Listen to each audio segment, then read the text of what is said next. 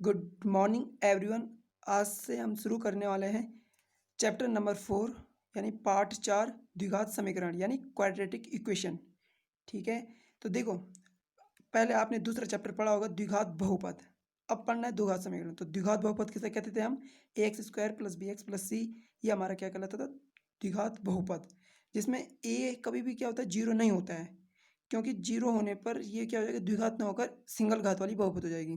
तो द्विघात बहुपद में क्या होते हैं?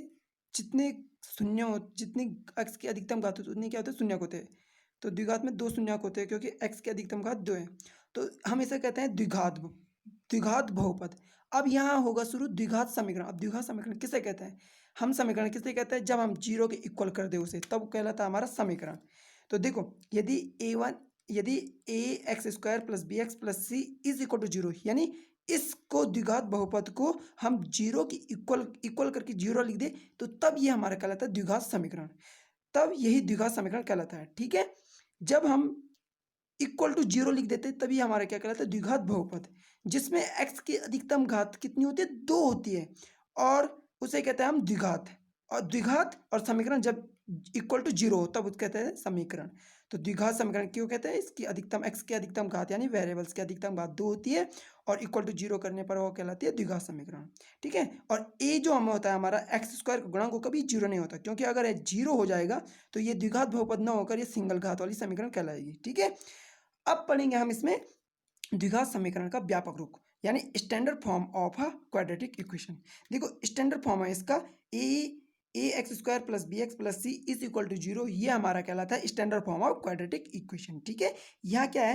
एक्स क्या है? इसमें चर होता है, और ए बी सी क्या है? अचर है, जो कि वास्तविक संख्या होगी। क्या होगी? वास्तविक संख्या, जैसे 1 2 3 4 5 6 7। ठीक है, या -1 -2 -3 कुछ भी हो सकती है। और एक्स क्या होता है? चर। ठीक है, अब इसमें पढ़ेंगे हम क्या? देखो, हमारे पास क्या है? ए वन एक्स ना a x square plus b x plus c is equal to zero में एक्स की अधिकतम घात कितनी है? दो है, इसीलिए इसे क्या कहते हैं? क्वाड्रेटिक इक्वेशन यानी द्विघात बहुपद, इसीलिए इसे द्विघात समीकरण कहते हैं। ठीक है, जैसे हमारे पास कुछ उदाहरण है, 3x² plus 4x plus 5 is equal to zero, या x square plus x plus 5 is equal to zero. ये हमारा कहलाता है द्विघात समीकरण, क्योंकि एक्स की अधिकतम घात दो होती है, तब उसे कहते हैं द्विघात समीकरण। अब है द्विघात समीकरण के मूल यानी roots of a quadratic equation. अब मूल क्या होता है? जैसे हमने पढ़ा था द्विघात बहुपद में, उसमें क्या होते थे? शून्यक होते थे। अब इसमें पढ़ेंगे हम मूल। इसमें होते हैं मूल यानी रूट्स। यानी हमारे पास क्या है? A1, देखो हमारे पास एक द्विघात बहुपद है ना, यानी द्विघात बहुपद में एक्स की अधिकतम घात दो है, तो इसमें कितने मूल होंगे? दो ही मूल होंगे। तो किसी भी द्विघात बहुपद में दो ही मूल होते हैं, क्योंकि एक्स इसकी अधिकतम घात, एक्स की अधिकतम घात कितनी होती है? दो होती है, इसलिए इसमें दो ही मूल होंगे। और वो दो मूल होंगे हमारे पास अल्फा और बीटा द्विघात समीकरण, यानी इसके मूल होते हैं, जो कि द्विघात समीकरण को संतुष्ट करती है। ठीक है, यानी इसका मतलब है कि इस इक्वेशन में यदि हम x की जगह कुछ मान रखने पर, कुछ वैल्यू रखने पर, जो इस इक्वेशन को पूरे को जीरो कर देते हैं, वही हमारे मूल यानी रूट्स कहलाते हैं। ठीक है, जैसे हम एक एग्जांपल के थ्रू आपको समझाते हैं। x² - x - 2 is equal to zero. ठीक है, तो इसको सॉल्व करने में देखो, यानी यदि हम x बराबर जीरो रखने पर इस समीकरण में x बराबर जीरो रख दो, तो x² यानी 2² माइनस एक्स की जगह 2 रख दो, 2 into O -2 is equal to zero. And 2 का स्क्वायर 4 -2, और -2 -4 इज इक्वल टू जीरो। तो -4 और -4 और +4 इज इक्वल टू जीरो, ये क्या हो जाएगा? जीरो हो जाएगा। इसीलिए ये क्या है? इसका इस समीकरण का एक रूट यानी मूल है। इसी प्रकार इसके कितने मूल होंगे? दो होंगे, क्योंकि x की अधिकतम घात दो है। यदि हम देखो x बराबर -1 रखने पर, तो -1 का square minus into -1 is equal to -2 is equal to zero.